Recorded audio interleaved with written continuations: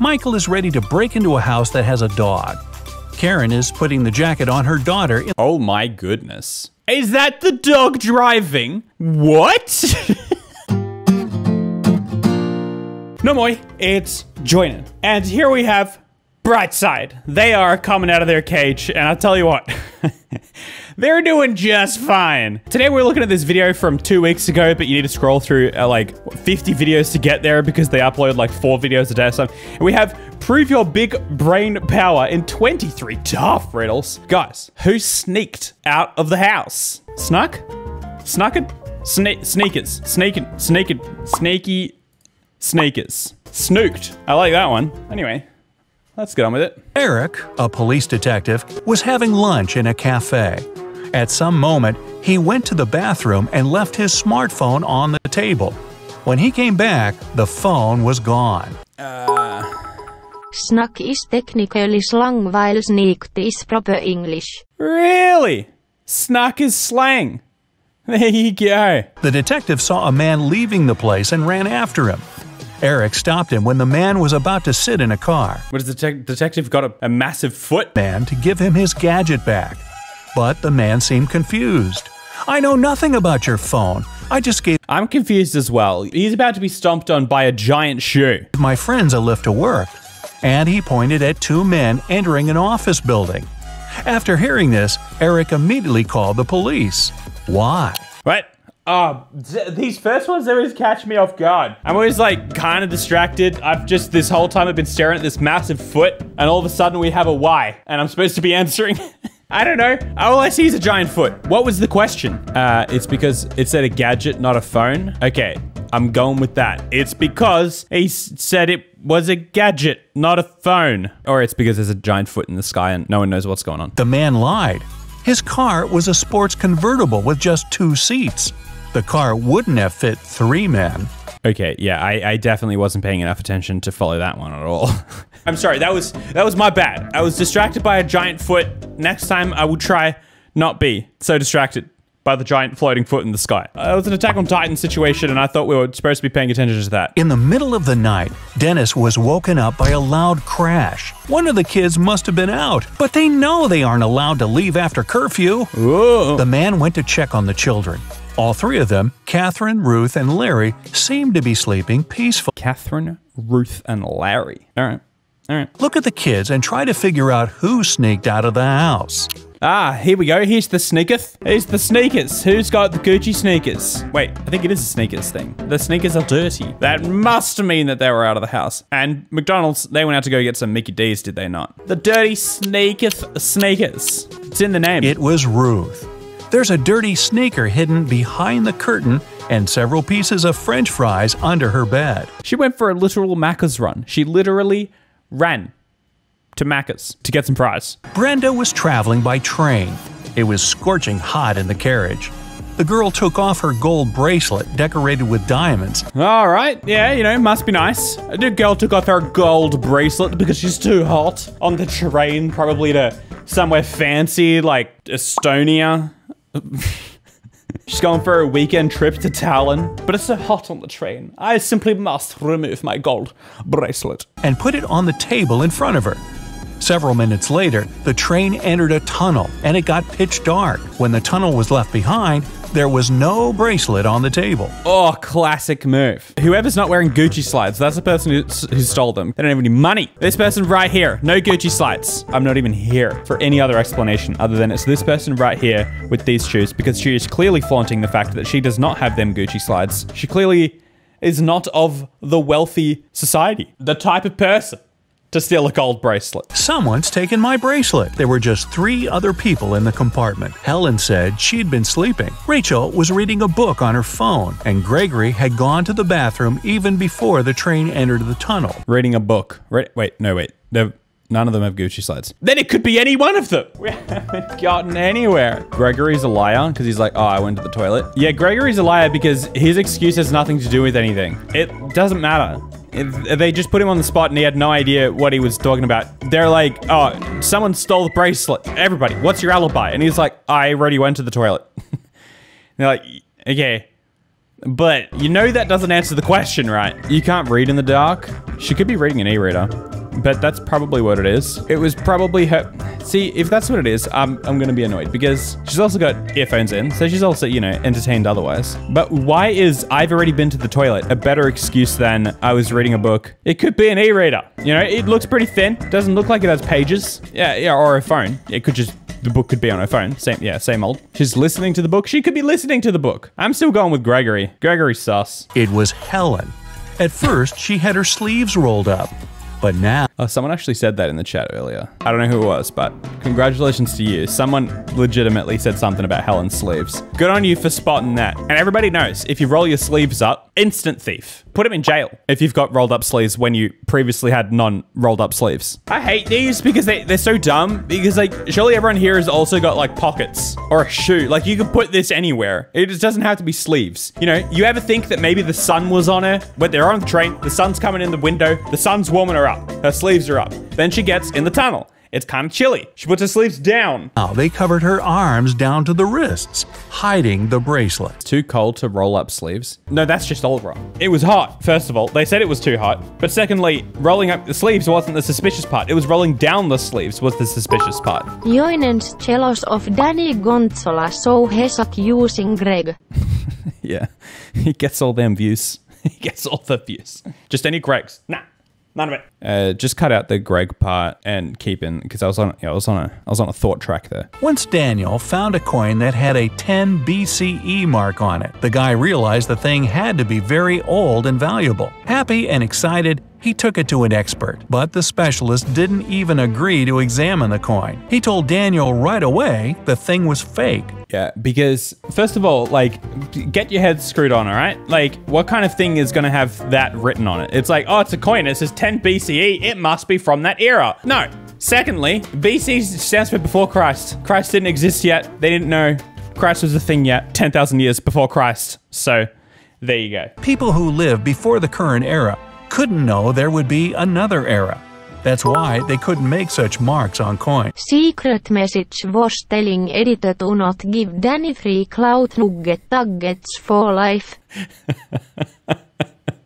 You're kind of not wrong though. No, it wasn't that. I wasn't telling him to cut it out. I kind of was, but then I was like, no, actually, you can leave it in. But I was just in the middle of a sentence, so maybe put it at the end of what I was saying. If you must know. No, hey, cut that out. We don't talk about Danny Gonzalez on this channel, all right? Okay, editor? Cut it out. Don't you leave it. I'm telling you now. Do you want your money or do you not? BC isn't before Christ, it's before current. What does the E stand for? Era? Before current. That's dumb. That's way lamer than before Christ. Before Christ makes sense because it's literally 10,000 years before Christ. And then we have AD after death. Before current. This was 10,000 years before, like, I don't know, current time. Someone in that moment where they, like, had the turn of the era was like, oh, you know what? What do we call the old time? Where they're like, well, I mean, it's not the current times. So I guess it's, like, before the current times. But, you know, now we look back 1,000 years ago. That's not very current. BC is before Christ. BCE is before Common Era. Common, not current. Before Coin Era. Ooh. As an archaeologist, we try not to use Jesus as a clock. Isn't that the date though? Like, isn't that the whole point of BC? I guess he's not a clock. He's a point in time. What do you use then? Is it not the same thing? Do they not signify the same point in time? Before lemon carton era.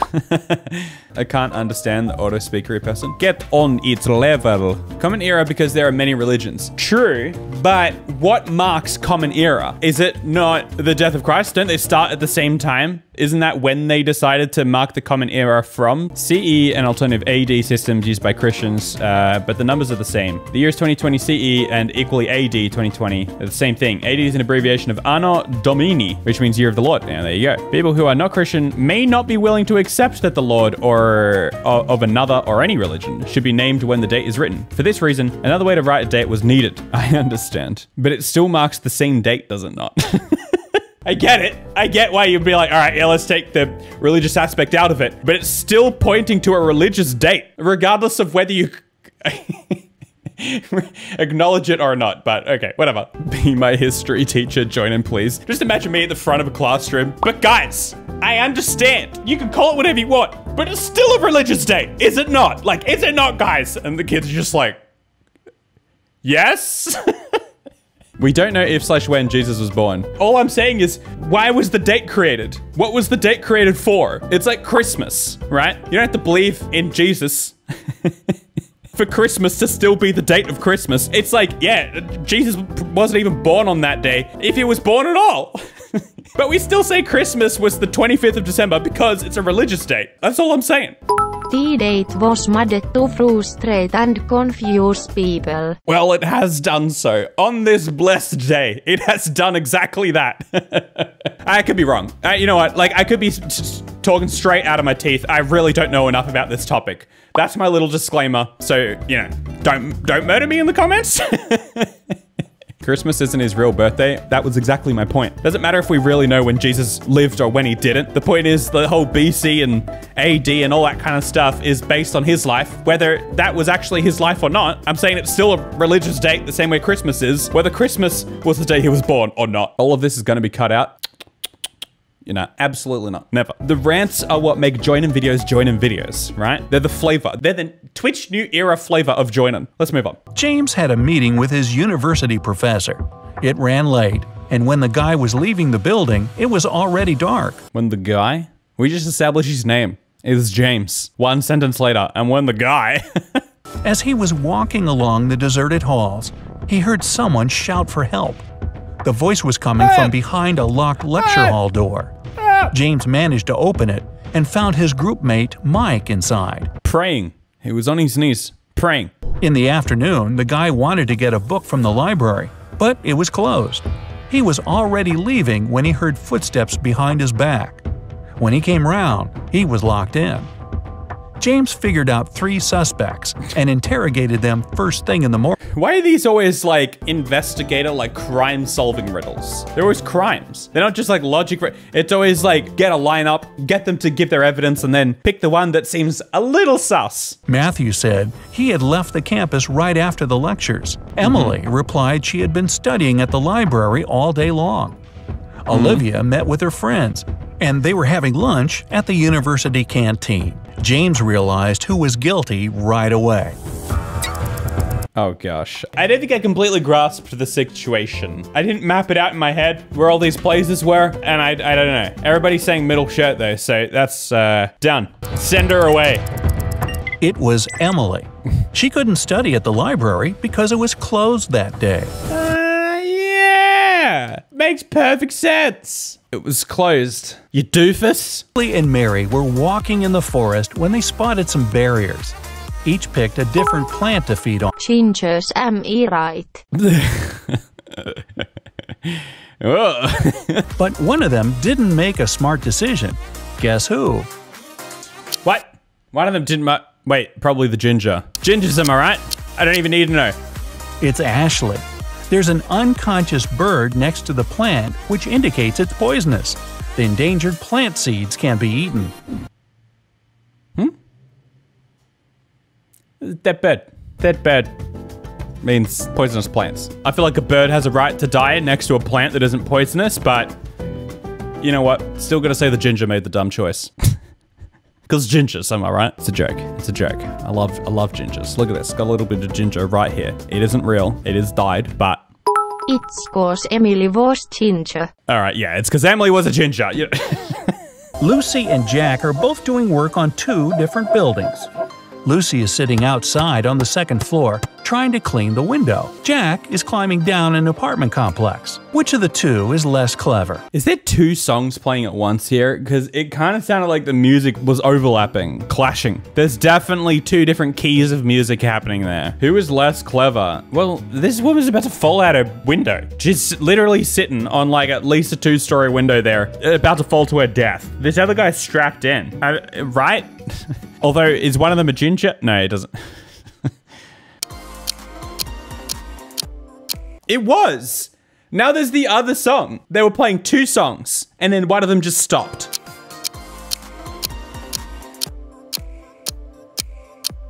Look, I get it. When you're gonna get 4 videos out per day, you don't have time to stop the one song before you introduce the next one. Just bang that one on a new track. Who cares? Jack. Even if he's wearing a helmet, the height difference is enough to injure him. What? Are we being legit? She's on a 2-story window, just sitting on the windowsill, not hooked in. Yeah, I actually struggle to believe this at all. He's a proper dude. He's got the proper harness. He's hanging from an actual rope. And they're like, nah, I mean, sure he's got a helmet, but that would hurt a lot more. He's higher up. I look out my window right now and I can see someone, I'm not even kidding, 50 at least floors high, washing a window. Is that dangerous because he's that high? Even though he's probably completely strapped in, he's got a helmet on. It's a completely safe system. But no, it's dangerous because he's high compared to this woman just sitting on her second floor, just falling out of the window any moment now. Which of the two is less clever? How do you want this guy to do it? Like, isn't that just how you're supposed to do it? Like you get in a little harness thing and you go for it? Like, that's not very clever. Yeah, but he also has this massive pillow at the bottom, you know what I mean? He's got this huge pillow to catch him in case he falls. Everything about this means that he is in a much safer position than the one just dangling out a window. Joanna and Sissy are spending the day at home. Joanna is doing her spring cleaning, while Sissy is trying to feed her son. Which of the two should rethink their actions? Well, she hasn't plugged in the vacuum, for one. I think they should both probably rethink their actions a little bit. She hasn't plugged in the vacuum, which it can't be very smart, right? Like, vacuums are fairly loud. It's a little bit obvious if your vacuum isn't on. She'll plug it in. This one, she's feeding her baby an entire chicken, maybe a turkey with a super sharp knife. That's too much food. She needs to rethink that. Is the baby even old enough to be on, you know, chewables? He's about to stab this baby. That is a much worse situation than just forgetting to plug in your vacuum. I guess they both need to rethink their actions. Sissy. There's no danger if the vacuum cleaner isn't plugged in. But it isn't a good idea to feed babies chunks of chicken with a knife and a fork. Exactly. Still, though, they kind of still both need to rethink their actions. Like, that was the question. Michael is ready to break into a house that has a dog. Karen is putting the jacket on her daughter in— Oh my goodness. Is that the dog driving? What? This guy's about to break into a house with a dog. Meanwhile, this little girl's about to be run over by a dog. Who is in more danger? They're about to be run over by a dog. It doesn't even matter if they're like on a crossing or whatever. I know that crossings work different in different countries. At least here in Australia, a crossing means stop every time people are allowed to walk past them. I mean, you don't have to stop if there's no one on it, but if there's someone, whatever. Doesn't matter. There's a dang dog driving that car. That dog's stopping for no one. That dog's running both of you over, and it will probably speed up to do it. Karen and her daughter. They're kneeling and don't see the car approaching, while Michael can spot if there's a dog in the yard or not. The dog is just trying to get to work. Go easy on him. I'm sorry. I don't know. I didn't know that dogs could get their licenses though. I just am a little bit weirded out that we didn't even acknowledge it. Like, they acknowledged it enough to add in a bark. They added in a bark sound effect when they showed the dog driving, but they didn't mention it. Jason went to the water park with his son. Jake is a firefighter and was called to put out a fire. Now, Jason is on the phone while a boy behind him struggles to stay on the surface of the pool. That dog has human hands. What's the crazier thing here? The fact that the dog had human hands, or the fact that that person had the face of a dog? Jake is putting out a fire on a tree. Which of the two isn't bright? What? Which of these two isn't bright? This guy for his fashion choice. Jason. He's on the phone and can't hear the boy behind him. Jake is putting out the fire on the tree to prevent it from spreading to the forest. Yeah, and he was wearing a poor fashion choice. Yeah, probably not very bright. Why was the other dog in a bee costume? What, a dog can't be in a bee costume? We here talking about rights for dogs to drive a car, and you're asking if they can wear bee costumes? John's father has 3 sons. There's Jack, a quiet, intelligent student. Then there's Jason, a popular athlete. So, who's the third son?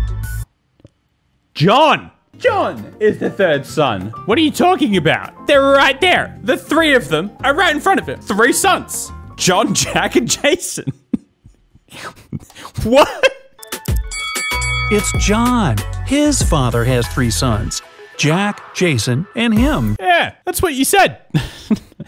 That's how you kind of started this whole riddle. There's a barrel of water in the yard. You look inside and say that it's more than half full. But your friend argues that it's less than half full.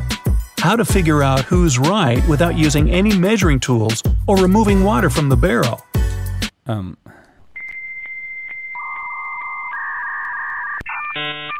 They're both right. Less than half full and more than half full. You can't, they can't both be right. Put a stick in it. Put a stick in it. I like that one. Ask the barrel. Wait, did he say you couldn't eat the top half of the barrel so it's all the way full? I don't think that was the issue. I don't think they were asking how to make it all the way full. How would that help? Putting a stick in it? Well, if you put a stick in it and then you kind of, you know, grabbed it with your fingers where it was at the top, then you can pull the stick out and have a look at what wetness, how much wetness and how much dryness on the stick. If you sit in it, that's not what I said. I said put a stick in it. Tilt the barrel so that the water touches the rim. If you can see the bottom, the barrel's less than half full. If the bottom is still covered with water, it's more. Yeah, you could also put a stick in it. So, a lot of people did say tip the barrel, so good on you. Maybe a stick requires a stick. Tilting a barrel does not require a stick, so maybe tilting the barrel is the superior method. I yield. Smart people. The ginger was wrong then. He was. He actually was. Be honest, who learned more from YouTube than school? What, from Brightside? Who needs to go to school, really, when you have Brightside? And Joinen, to teach you all about BC being a religious holiday. I believe BC is a religious holiday, and we need to celebrate it every year. At the turn of the year, we could call it the new BC, or we could shorten it and just call it the new year. I don't know what I'm saying anymore. Come over to my place and buy some of the sweet lemon carton merch. In the description below, my place is the link below, where it says merch, and you can click on that. It's cool for merch. And you can come and follow me over on twitch.tv/Joinen, but on Twitch, where I stream these videos. I stream the recording of these videos. It's not like I just stream the finished video. I record these videos live. Every weekday, or most of the time, it's every weekday. And I'll see you guys tomorrow. Thank you for watching my video, but now that it's done, please watch another one.